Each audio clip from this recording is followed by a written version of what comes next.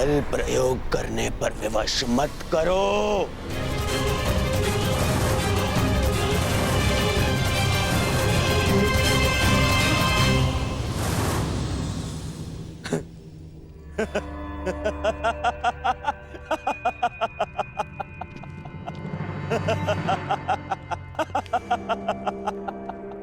नहीं, तुम स्वयं प्रस्तुत नहीं होगे। कैसे कैसे भूल गया मैं कि कितना आनंद आता है तुम पांडवों को मुझे कष्ट देने में।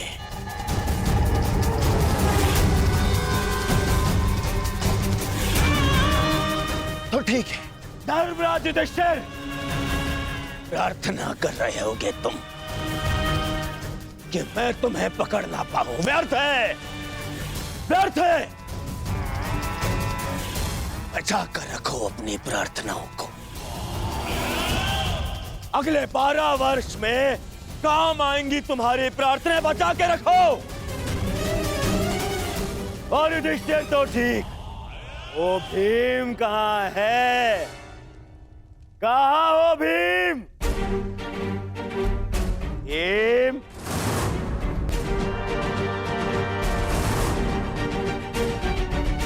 तुम्हें क्या हो गया? सदा मेरी ललकार का उत्तर देने वाला वो विक्रोधर भीम कहाँ छिपा बैठा है? हाय काकर, कहाँ छिपा बैठा है? क्या हो गया भीम? देख, एक तेरे समक्ष वही दुर्योधन है जिसने पांचाली का अस्त्र हरण करवाया था।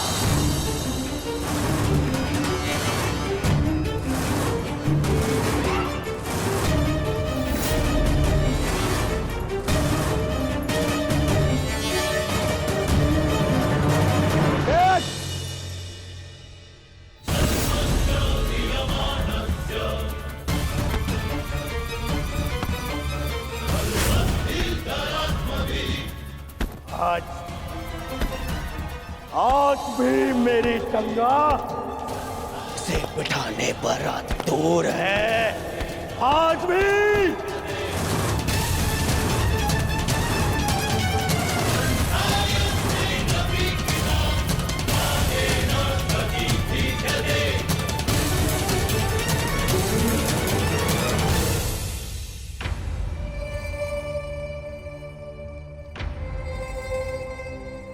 क्या हो गया?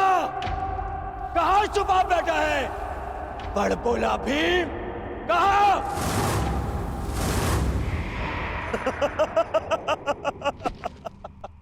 मामा श्री, लगता है वन में इस भूखे भीम ने कुछ ऐसा खा लिया है कि जिसने उसका पौरुष उससे छीन लिया। नपुंसक हो गए हैं ये सभी पांडव, नपुंसक।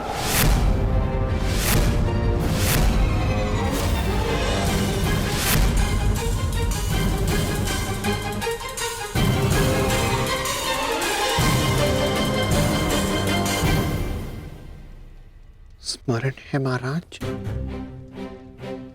आपने क्या कहा था? आपने कहा था कि आप चाहते हैं कि आपका पुत्र आपको गर्व भरी दृष्टि से देखे, परंतु इस समय आपका व्यवहार आपके पुत्र की दृष्टि झुका देगा। देखिए, किसी दूसरे राज्य का युवराज आपकी प्रजा में सबको ऐसे ललकार रहा है जैसे विराट राज उसके दास हैं, और आप यूं मौन खड़े हैं।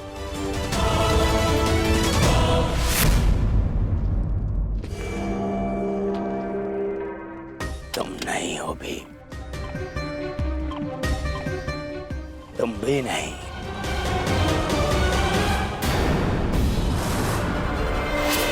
भीम,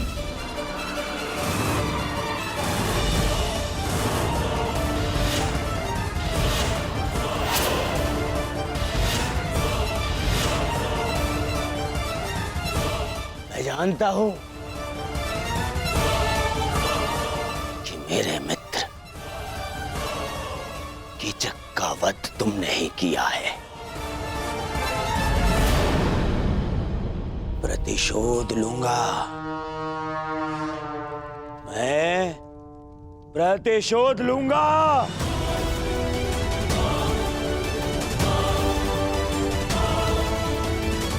महाराज, राजा वो नहीं होता जो स्वर्ण सिंहासन पर बैठे हीरक मुकुट धारण करे। राजा वो होता है जो अपनी प्रजा के मन के सिंहासन पर बैठे मान का मुकुट धारण करे। चेत जाइए महाराज, चेत जाइए। इस समय आपका पुत्र कुमार उत्तर ही नहीं, अपितु आपकी प्रजा भी अपने राजा से साहस की आशा बांधे खड़ी है। पूरे राज्य के समक्ष आपका निरादर हो रहा है। जागिए महाराज, जागिए। अब यही अवसर है सबको बता देने का कि मत्स्य के राजा आप हैं।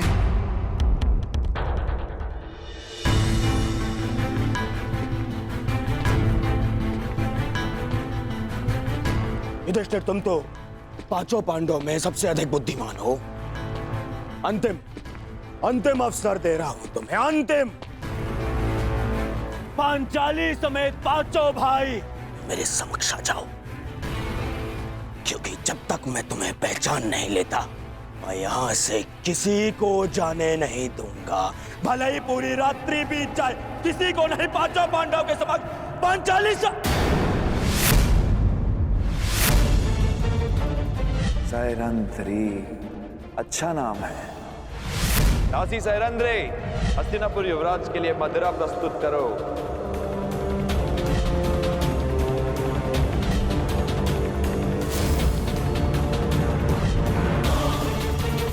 पांचाली, पांचाली,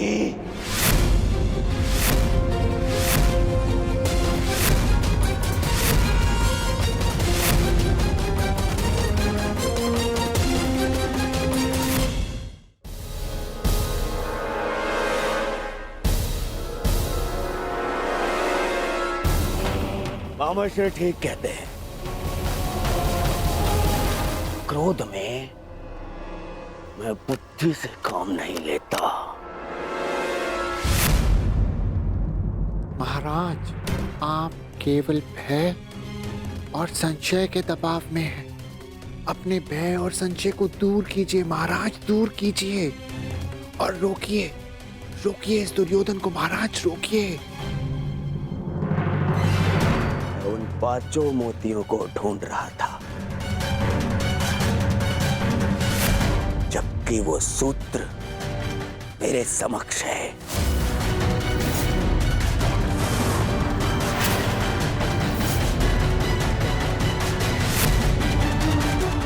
जिसने उन पांचों को एक सूत्र में बांध के रखा है।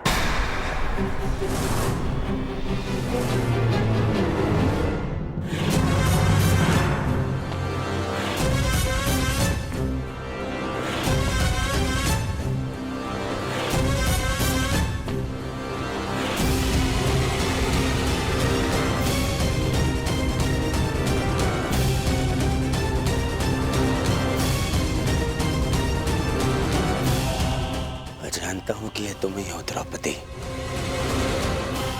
कि पूरे समय अपना मुख घूंघट से छुपा के रखे। कीचक की इतनी प्रताड़ना के पश्चात भी मुख से आह तक ना निकाले। कुछ कीजिए महाराज। किस बात का भय है? क्या उसका कारण वस्त्रहरण की लज्जा है?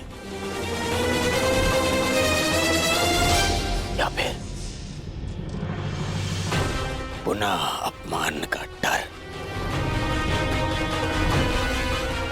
देखना,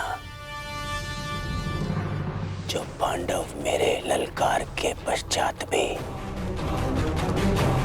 प्रस्तुत नहीं हुए, वो कैसे तुम्हारे घूंघट उठाते ही प्रस्तुत हो जाएंगे।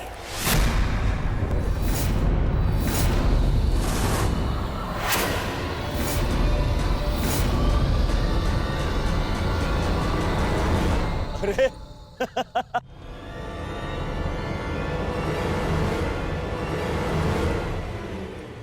शाबाश दुर्योधन, अब होगा इन पांडवों का अज्ञातवास भंग।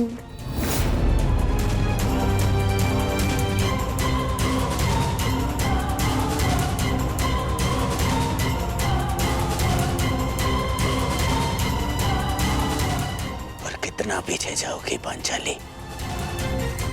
अब और कोई मार्ग शेष नहीं है।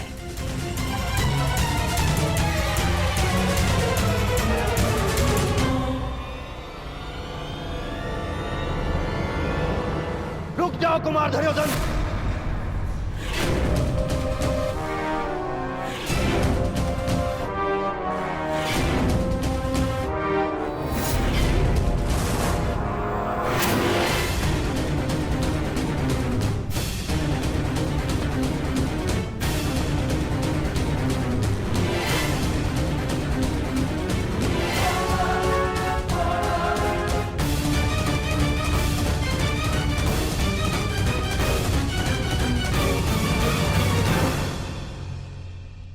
विराट राज,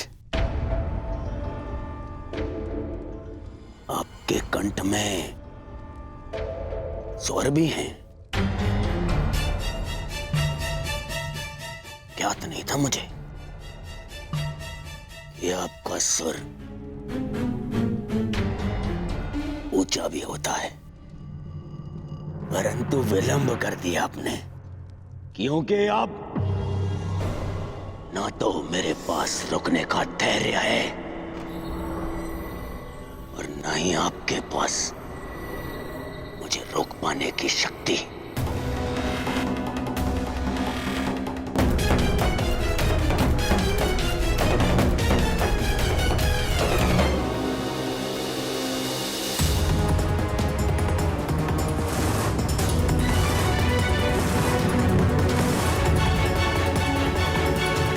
मैं सावधान करता हूं कुमार दुर्योधन।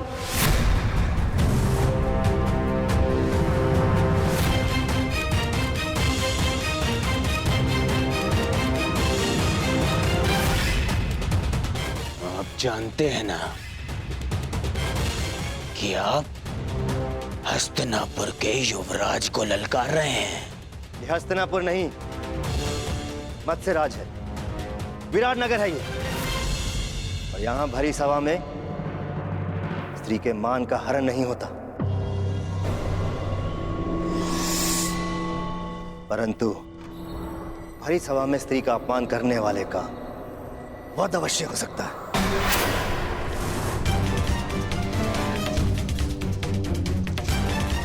मेरी प्रजा तुम्हारी दास नहीं, तुम्हारा उन पर कोई अधिकार नहीं। सैरंध्री को छूने का प्रयास भी मत करना।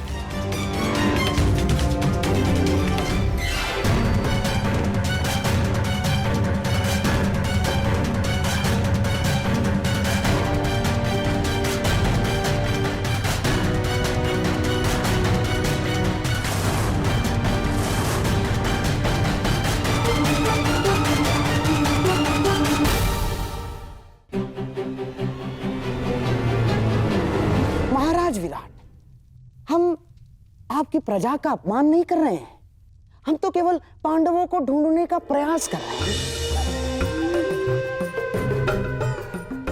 स्मरण है ना आपको, आपके सेनापति ने हमें वचन दिया था कि मत्स्य राज्य पांडवों को ढूंढने में हमारी सहायता करेगा। सहायता सर झुका के मांगी जाती है गंधार नरेश, उंगली उठाकर नहीं। और रही बात वचन की, तो वो मैंने नहीं, कीचक ने दिया था। उसकी मृत्यु के साथ उसका वचन भी टूट गया। आप लोग शीघ्र ही यहां से प्रस्थान करें, वही आपके हित में होगा। आप मुझे देख वजह दुर्योधन को ललकार रहे हैं। देख वजह दुर्योधन को। नहीं, मैं हस्तिनापुर के मध्यांध युवराज को चेतावनी दे रहा हूं। आपके आगमन पर हमने आपका बहुत आदर सत्कार किया। विवश मत कीजिएगा कि आपके प्रस्थान पर आपका निरादर करना पड़े। अरे हट! इसे तो मैं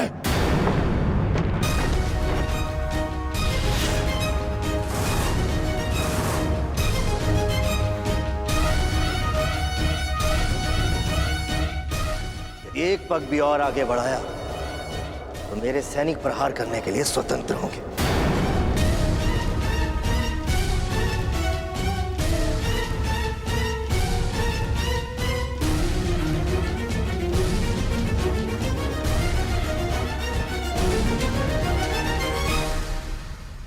मैं तुम्हें क्षमा नहीं करूंगा विराट राज।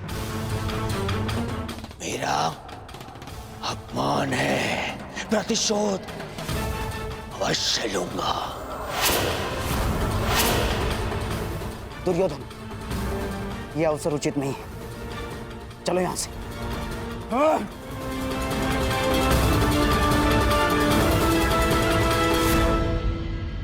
इस विराट राज्य की कृपा से कब तक बच पाओगे नपुंसक पांडवों?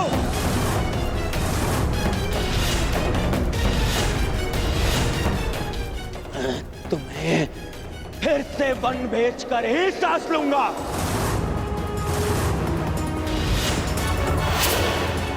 और तुम पांचाली,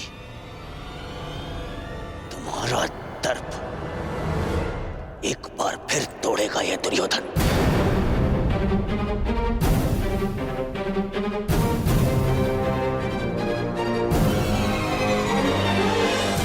और तुम विराट राज,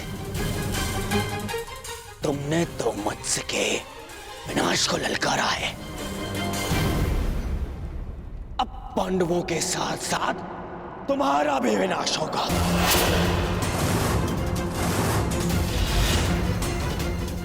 मेरे प्रतिशोध की अग्नि से तुम्हारे राज्य का हर एक घर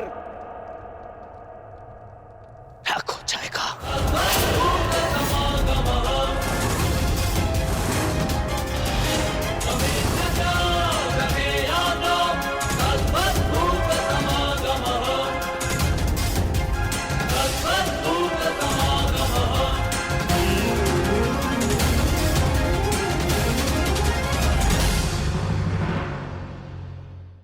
प्रतिशोध की अग्नि से तुम्हारे राज्य का हर एक घर राख हो जाएगा।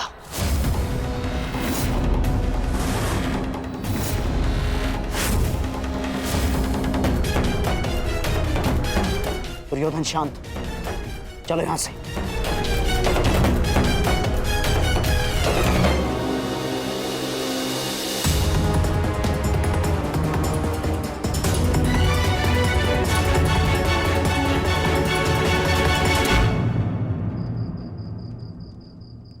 प्रणिपात महाराज।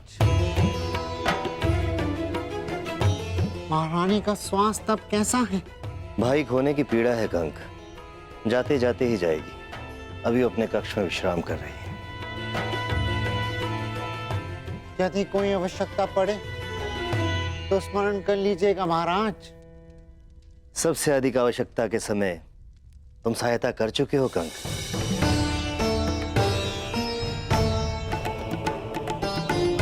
तुमने ठीक ही कहा था। मैं कीचक के नहीं, संशय के दबाव में था। एक राजा और एक पिता को उसका कर्तव्य स्मरण कराने के लिए धन्यवाद कंक। मुझे मेरा खोया हुआ आत्मविश्वास लौटाने के लिए धन्यवाद। क्षमा कीजिएगा महाराज, समय सावधान रहने का है।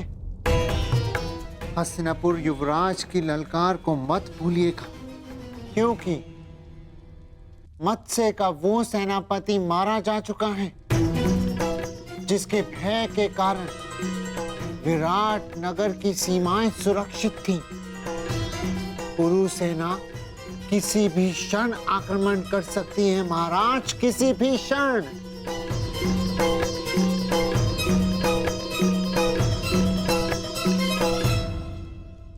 ठीक कहा कंग तुमने, सच में संकट की घड़ी आ गई है। मैं आसक्त हूं और कुमार उत्तर तो अभी स्वयं बालक है। इस संकट की घड़ी में तुम्हें कोई मार्ग दिखाओ।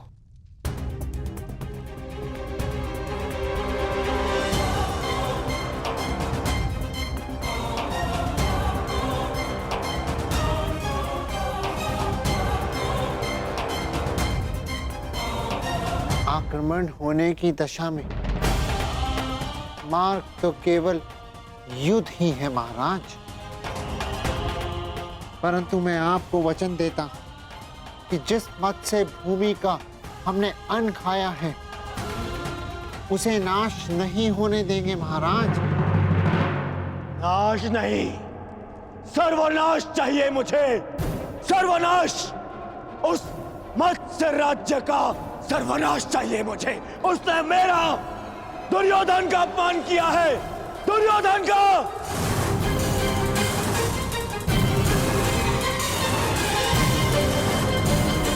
उस अपमान का कारण स्वयं तुम हो दुर्योधन। अतिथि की मर्यादा तुमने भंग की है।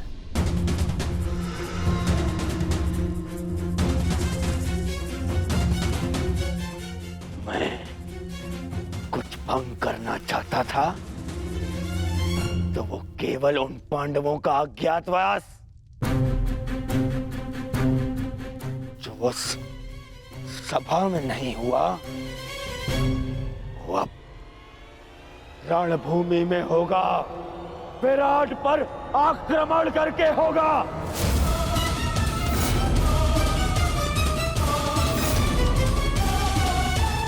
मूर्खता से पूर्ण प्रलाप बंद करो दुर्योधन। केवल इस कारण कि तुम्हें संदेह है कि पांडव वहां थे, हम आक्रमण नहीं कर सकते। नहीं, संदेह नहीं, पूर्ण विश्वास है मुझे। वो सैरंद्री ही पांचाली थी।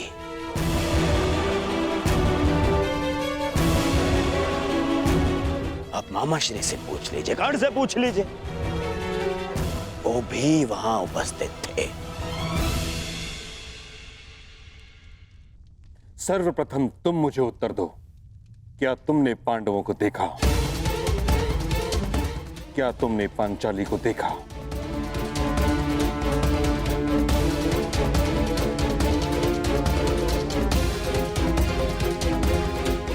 मैं बस देखने ही वाला था।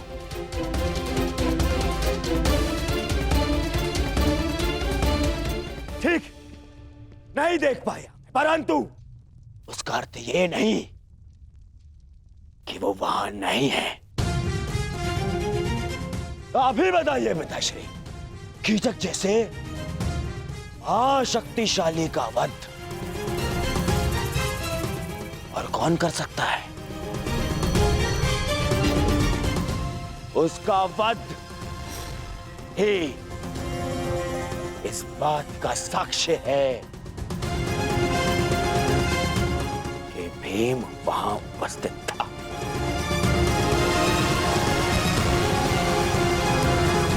मैं दुर्योधन की इस बात से सहमत हूं ताचरी।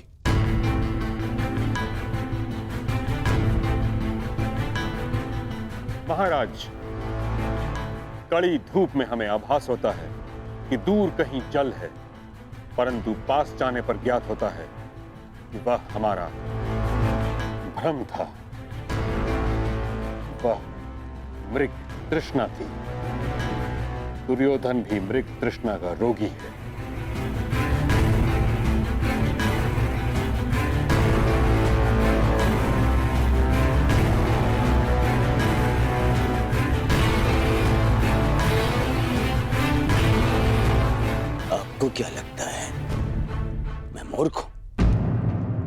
शत्रुता के कारण समस्त राज्य को युद्ध की अग्नि में जो झोंक दे वो मूर्ख नहीं है तो और क्या है?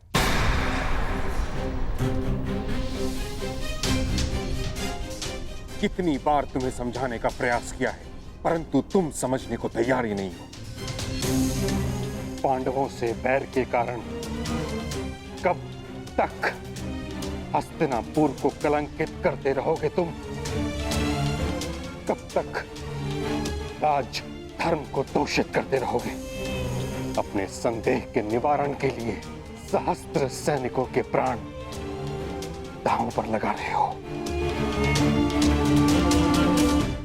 अपने संदेह के निवारण के लिए सहस्त्र सैनिकों के प्राण दांव पर लगा रहे हो। क्षमा कीजिएगा महामहिम,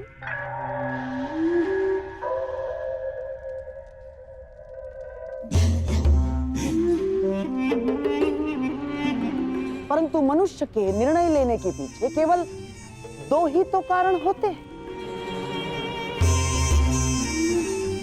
एक विश्वास और दूसरा संदेह।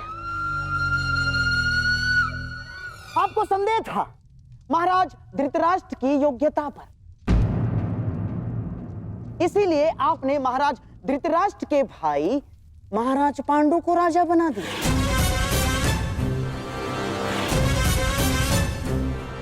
आपको संदेह था कि युद्ध में कर्ण कहीं अर्जुन के प्राण ना ले, अर्जुन को परास्त ना कर दे, इसीलिए आपने हस्तिनापुर का विभाजन भी स्वीकार कर लिया।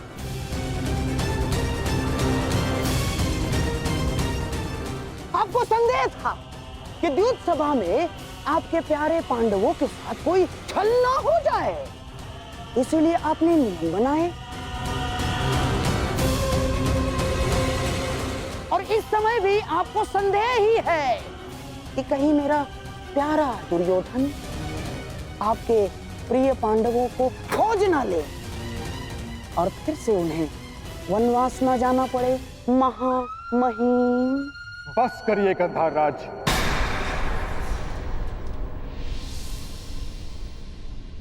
आप ही हैं जो सदैव दुर्योधन का मन कुलुषित करते रहते हैं। कभी समझाया है आपने इसे कि एक सैनिक जब मृत्यु को प्राप्त हो जाता है तो कैसे उसका परिवार धीरे धीरे वर्षों तक मरता रहता है?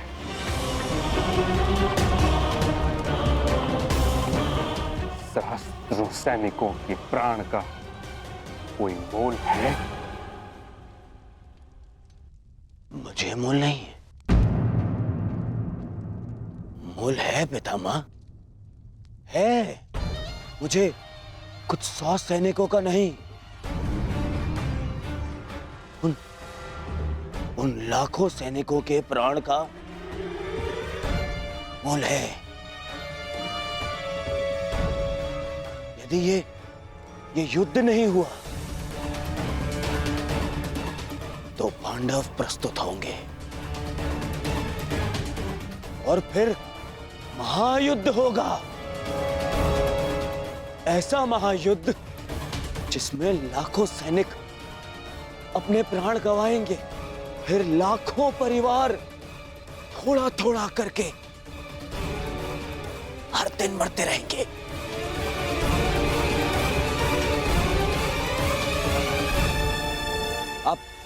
आप ही बताइए पिताश्री, क्या मैं अनुचित कह रहा हूं?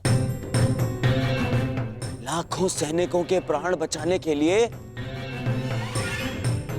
कुछ 100 सैनिकों का वीर गति प्राप्त करना बलिदान है या मूर्खता?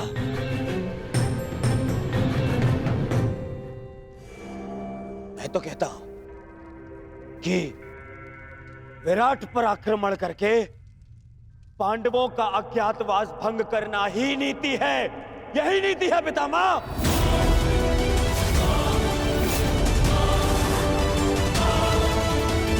पुत्र दुर्योधन, विचार करो, पांडव तुम्हारे साथ कैसे युद्ध करेंगे? द्वारका सहित आधा भारत तुम्हारी संधि में है और शेष पर तुम दिग्विजय प्राप्त कर चुके हो। संधियां तो टूटने के लिए ही होती हैं पितामह,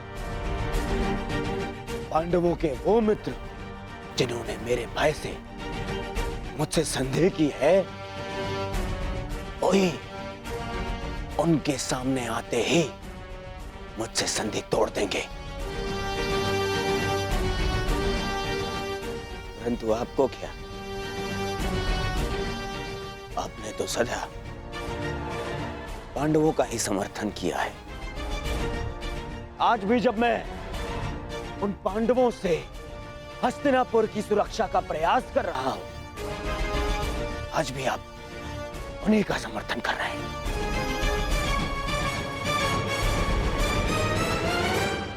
क्या तुम्हें विश्वास है कि पांडव विराट नगर में हैं? उतना ही जितना इस बात पर है कि आप हस्तिनापुर के राजा हैं।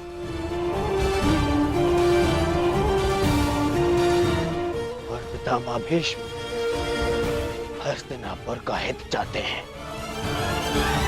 पिताश्री, यदि पांडवों का अज्ञातवास पूर्ण हो गया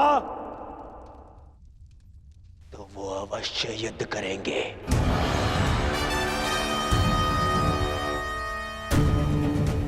और ये युद्ध महायुद्ध होगा।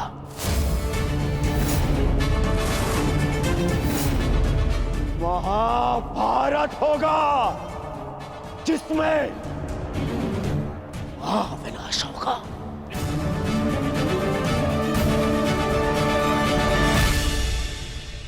नहीं, मैं ऐसा नहीं होने दूंगा।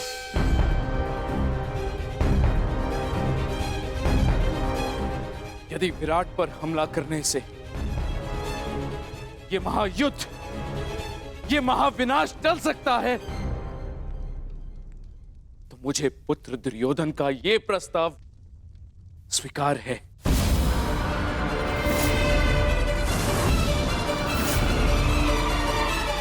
परंतु ये हस्तिनापुर के राजा का आदेश है। हस्तिनापुर विराट पर आक्रमण करेगा।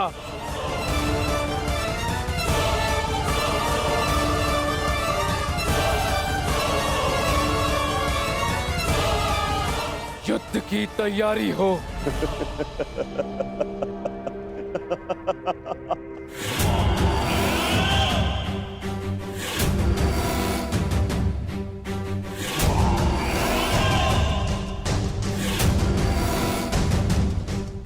समय आ गया है मित्र।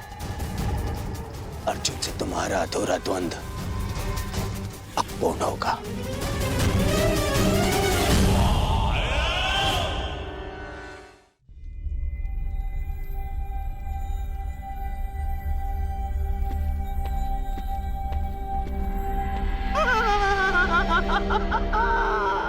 अब तुम बच नहीं सकते मेरे प्यारे भांजे पांडवों।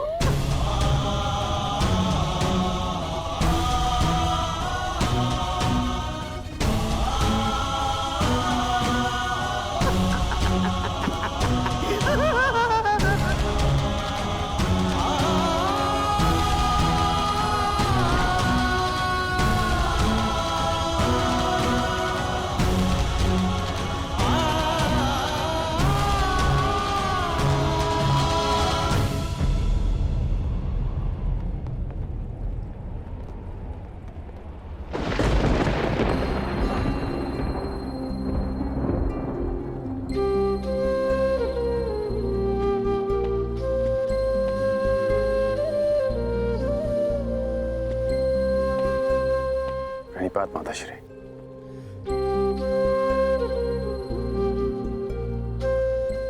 मैं जानता हूं आप आज मुझे विजयी होने का आशीर्वाद नहीं देंगे।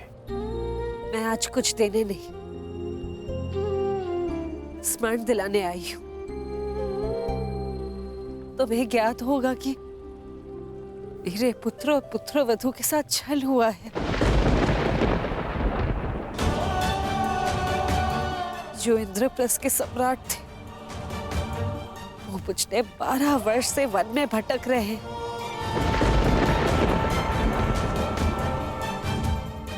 और कुछ ही दिन बचे उनकी स्वतंत्रता में, और उनके साथ फिर से छल होने जा रहा है। हस्तिनापुर से इतनी बड़ी सेना उनकी व्रत प्रयाण कर रही है, और उनकी आत्मा रक्षा के लिए उनके पास एक भी सैनिक नहीं।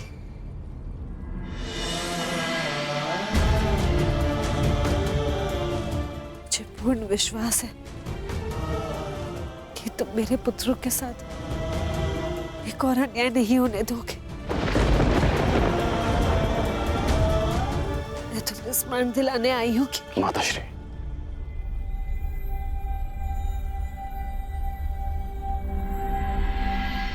कर्ण को अपना हर वचन स्मरण है।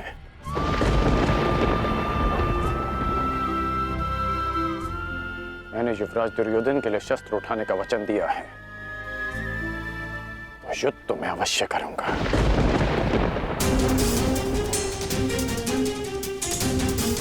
परंतु मैंने एक और वचन दिया है कि आपके पुत्र अज्ञातवास पूरा करेंगे, और ये वचन भी मैं अवश्य पूरा करूंगा।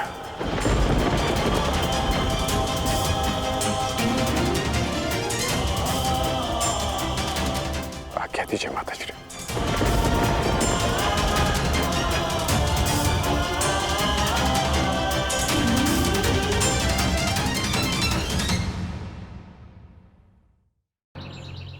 मत्स्य में आज एक नया सूर्य उदय हुआ है।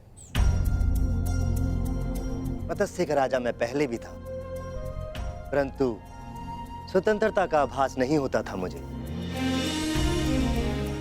आज वर्षों के पश्चात यहाँ की वायु में स्वतंत्रता अनुभव कर रहा हूं मैं। अनुभव हो रहा है कि मेरे पास भी शक्ति है। अब मुझे हस्तिनापुर से युद्ध होने का कोई भय नहीं। जिसके पास तुम्हारे जैसा हितैषी हो, उसे कैसा भय कंक?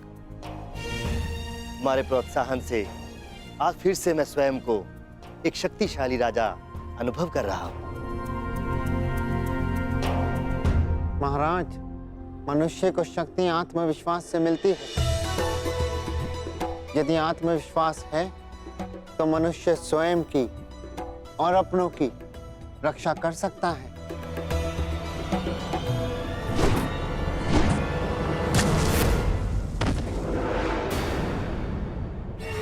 सावधान, आक्रमण हुआ है। तुम्हारा भाई उचित था कंक। प्रतीत होता है कि हस्तिनापुर ने आक्रमण कर दिया। हस्तिनापुर ने बिना चेतावनी के आक्रमण कैसे कर दिया? महाराज, तिगत नरेश सुशर्मा ने आक्रमण किया है। सुशर्मा, इतना साहस? तुम्हें पराजित होना होगा। चलो, सेना और प्रजा को सावधान कर दो। सब युद्ध के लिए तत्पर हैं।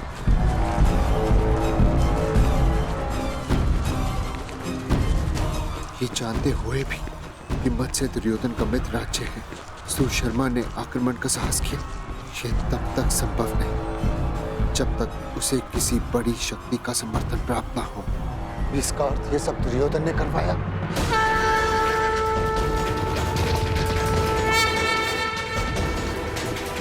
दुर्योधन! युवराज, सतर्क ध्वनि का स्वर सुन रहे हैं आप? हमें उन्हें बताना होगा कि हम मत्स्य पर आक्रमण करने नहीं आए। हमें केवल पांडव चाहिए।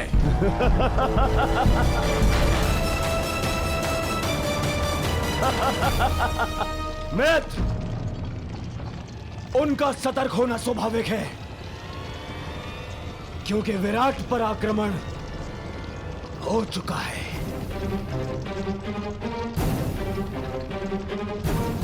सुशर्मा की सेना दक्षिण छोर से विराट पर पहले ही आक्रमण कर चुकी है।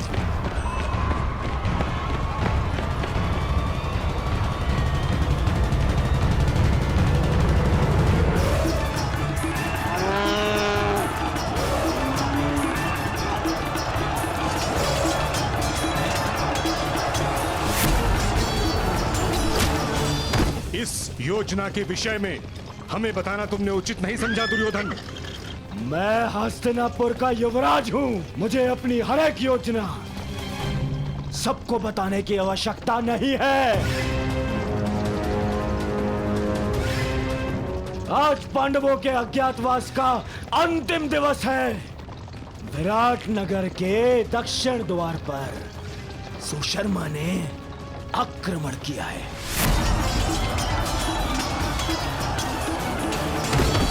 उनका सारा ध्यान विराट के दक्षिण द्वार पर होगा और हम उत्तर दिशा से आक्रमण करके पांडवों को वहीं घेर लेंगे। ये नीति के विरुद्ध है। जो राज्य पहले से ही युद्ध में व्यस्त हो उस पे इस प्रकार आक्रमण करना छल है। ये छल नहीं है, क्योंकि सुशर्मा हस्तिनापुर का ही सहयोगी है। मुझे किसी भी मूल्य पर उन पांडवों को सूर्यास्त से पूर्व पकड़ना है।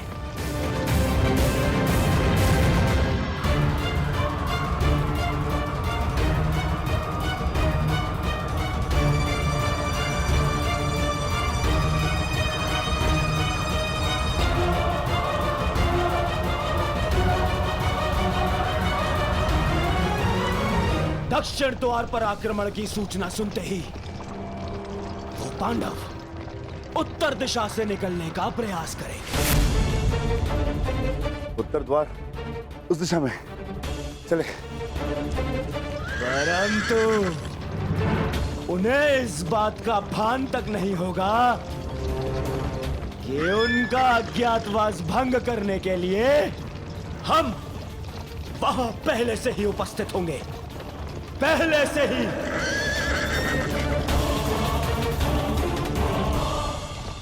दुर्योधन अपने साथी, महारथी और सेनापति को इस प्रकार योजना से अवगत न रखना असम्मान माना जाता है और इस प्रकार से छल करके आक्रमण करना अधर्म। मैं आपको साथ केवल इसलिए लाया हूं पितामह, ताकि आप सब इस बात के साक्षी हो सके कि मैंने पांडवों का अज्ञातवास धर्म सम्मत भंग किया है।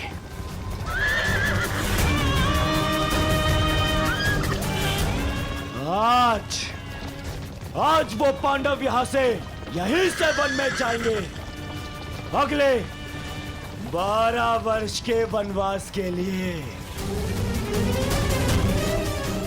चलो सारथी, गति बढ़ाओ, आगे बढ़ो। मामाश्री, आपको अपनी योजना पर विश्वास है ना? मुझे पूर्ण विश्वास है दुर्योधन। पांडव विराट नगर से बाहर निकलने के लिए उत्तरी द्वार का ही प्रयोग करेंगे। देख लेना तुम।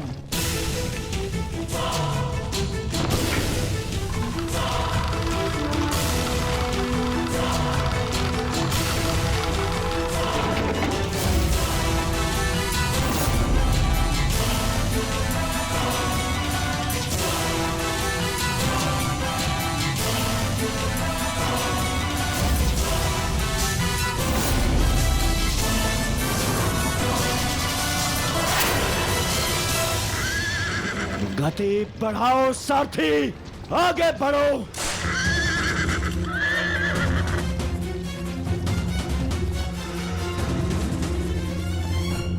बस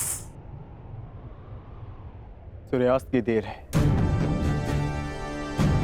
उसके पश्चात हमारा अज्ञातवास संपन्न। ज्येष्ठ शीघ्र ही यहाँ पहुंचते होंगे, उसके पश्चात हम यहाँ से निकल जाएंगे।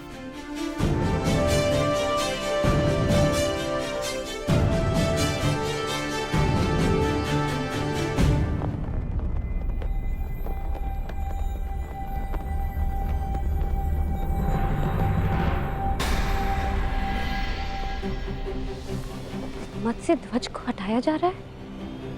हमें शीघ्र ही यहाँ से प्रस्थान करना होगा। नहीं,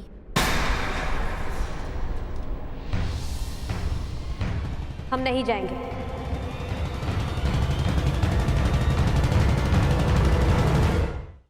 परंतु क्यों? क्योंकि जब हमें 1 वर्ष का अज्ञातवास बिताने के लिए स्थान की आवश्यकता थी, हमने यहाँ पर शरण ली। यहाँ का अन्न खाया है हमने, और आज जब विराट नगर को हमारी सहायता की आवश्यकता है, तो क्या यहाँ से जाना उचित होगा? ये क्या कह रही हो पांचाली? वही जो सत्य है और वही जो मैं तुम सबसे कहना चाहता हूं। यदि विराट नगर में हमें छिपने का स्थान नहीं मिलता तो अब तक हम सब पकड़े जाते और फिर से वनवास काट रहे होते। ये समय विराट राज का ऋण चुकाने का। परंतु ज्येष्ठ, उन्होंने हमें पहचान कर सहायता नहीं की थी, उन्होंने हमें काम पर रखा। तो इस नाते वो हमारे स्वामी हुए और बिना उन्हें सूचित किए हमारा यहां से जाना भी अधर्म है। धर्म? इसी धर्म के कारण हमें द्यूत में हार मिली। इसी धर्म के कारण आपने फिर से द्यूत खेला। परंतु अब नहीं ज्येष्ठ, केवल एक बार हमारी बात मान लीजिए। पांचाली के खुले काले केशों को देखिए, उस प्रतिज्ञा का स्मरण कीजिए जो हम सबने मिलकर ली थी। अज्ञातवास पूर्ण होने के पश्चात हम विराट नगर को फिर से मुक्त करा लेंगे ज्येष्ठ। परंतु उस कलंक से स्वयं को कैसे मुक्त करेंगे आर्य, कि अपने सहायक को संकट की घड़ी में अकेला छोड़ाए हम? यदि जाना है तो जाकर एक बार विराट राज से कह देते। उनको बताना पड़ेगा कि हम पांडव, वीर पांडुपुत्र कायरों की भांति जा रहे हैं।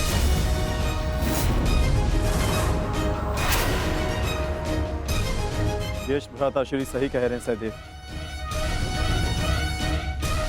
यही समय है, अपने शस्त्रों पर आई धूल हटा ली जाए।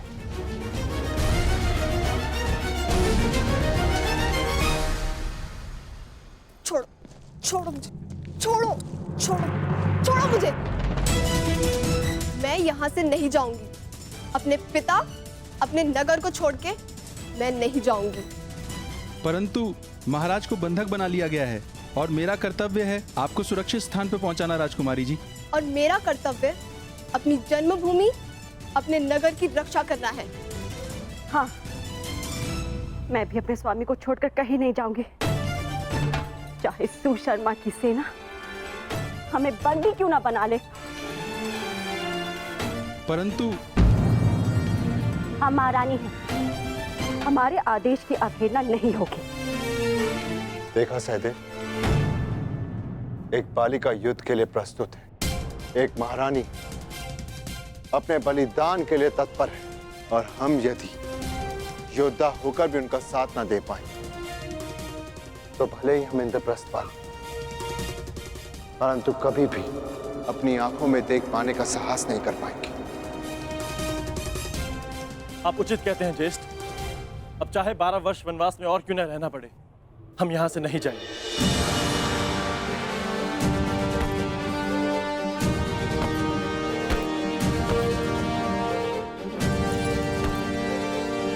भयभीत होने की कोई आवश्यकता नहीं है माताश्री, मैं आपकी रक्षा करूंगा। मेरे होते हुए राज्य पर कोई कुरुदृष्टि नहीं रख सकता। कहाँ प्रयाण की तैयारी कर रहे हैं युवराज? युद्ध के लिए। ज्ञात है ना, मेरे पिताश्री को शत्रुओं ने बंदी बना लिया है। मैं एक योद्धा हूं, मैं युद्ध करूंगा उनसे, विराट नगर का मान बचाऊंगा। क्षमा चाहती हूँ युवराज, आप अभी बालक हैं, युद्ध कैसे लड़ेंगे? क्यों? संकट के समय में राज्य की रक्षा करना तो युवराज का धर्म है। मेरे पिता मत्स्यराज अभी संकट में, और पुत्र और युवराज होने के नाते ये मेरा कर्तव्य है। निसंदेह युवराज, ये आपका धर्म है, परंतु आपका सुरक्षित रहना भी अत्यंत आवश्यक है। और सेना की एक टुकड़ी महाराज की रक्षा के लिए भेजी जा चुकी है। सेना नहीं, योद्धा की आवश्यकता है। मैं युद्ध करूंगा उनसे। माताश्री, आप ही मुझे बताइए, क्या मेरा जाना अनुचित है? हमारे राज्य पर आक्रमण हुआ है और हम ऐसे ही बैठे रह सकते हैं? तुम उचित कह रहे हो पुत्र, परंतु महारानी की जय हो। नगर के उत्तरी छोर से भी शत्रुओं ने आक्रमण कर दिया है।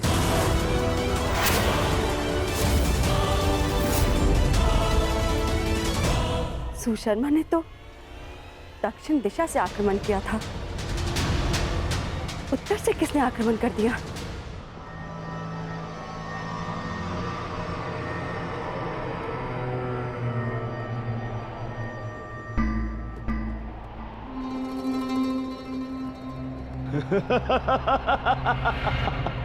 अब कहां छुपेंगे पांडव पुत्र? आज होगा पांडवों का अज्ञातवास भंग।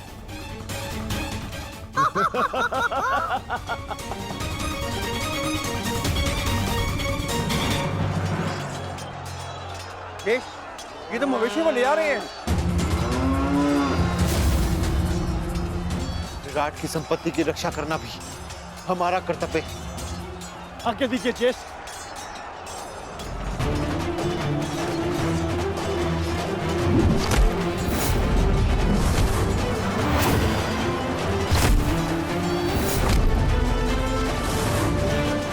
मुझे विश्वास है नकुल और सहदेव इस ओर संभाल लेंगे। हमें शीघ्र ही विराट राज को खोजकर उन्हें मुक्त कराना होगा। भीम, वो रे विराट राज, शीघ्रता करो। बड़ा विराट राजा बनता था, कीचक ही तुम्हारी शक्ति थी। उसके बिना तू एक बूढ़ा हारा पुरुष है विराट राज।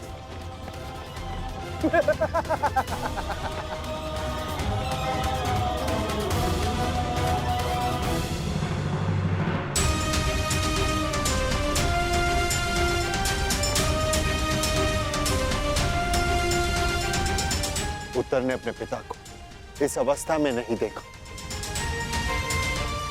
यह श्रेयस्कर हुआ, परंतु सुशर्मा के पुत्र उसे जिस अवस्था में देखेंगे भूल नहीं पाएंगे, क्योंकि मैं सुशर्मा के प्राण ले लूंगा।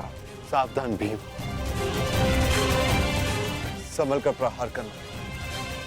तुम्हारी शक्ति से तुम्हारी पहचान हो सकती है। संभल कर।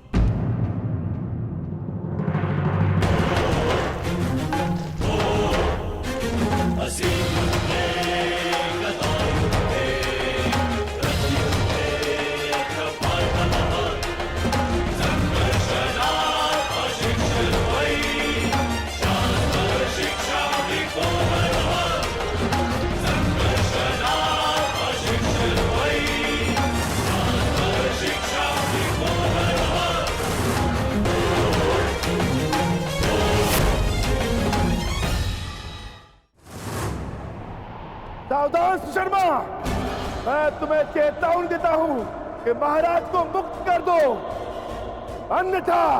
कौन हो तुम? वल्लभ, महाराज का प्रमुख रसोइया। हमारे अभी इतने बुरे दिन नहीं आए कि हम एक रसोइये से युद्ध करें। वैसे अब तुम हमारे लिए भोजन बनाने का अभ्यास कर लो, क्योंकि अब हम यहाँ के नए राजा हैं। सैनिकों, बंदी बना लो इसे।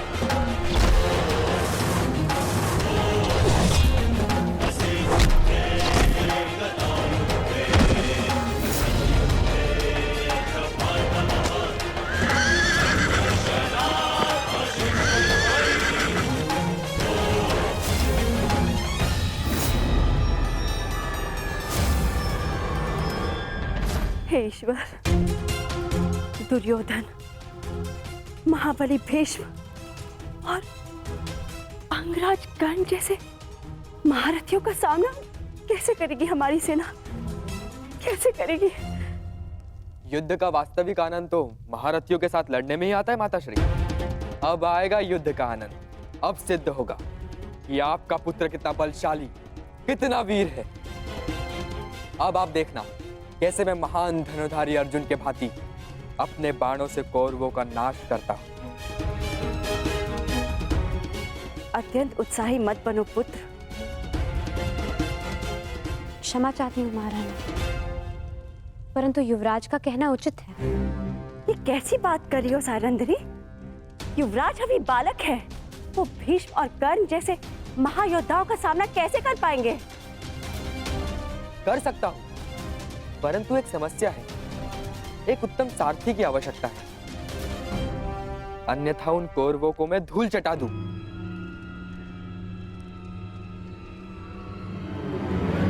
प्रतीक्षा किस बात की युवराज? आगे बढ़िए। क्या? मैं बताती हूँ महारानी। बृहनला कुमार की सारथी बनकर जाएगी। क्या? बृहनला एक किन्नर मेरी सारथी बनेगी? अरे ये नृत्यशाला नहीं, युद्ध भूमि है, युद्ध भूमि। वीणा की तार और अश्वों की रास में बहुत अंतर होता है। वहां मृत्यु तांडव करती है। सैरंद्री, तुम इतना मूर्खतापूर्ण सुझाव कैसे दे सकती हो? कुमार, आपने महान धनुर्धर अर्जुन का नाम लिया, इसी कारणवश मैंने बृहनला को आपकी सारथी बनाने का सुझाव दिया, क्योंकि एक समय पर बृहनला अर्जुन की सारथी रह चुकी है। क्या? ये अर्जुन के सारथी? विश्वास नहीं होता।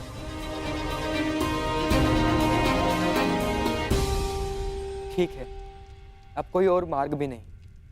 मैं तुम्हें अपने साथ आने की आज्ञा देता हूं।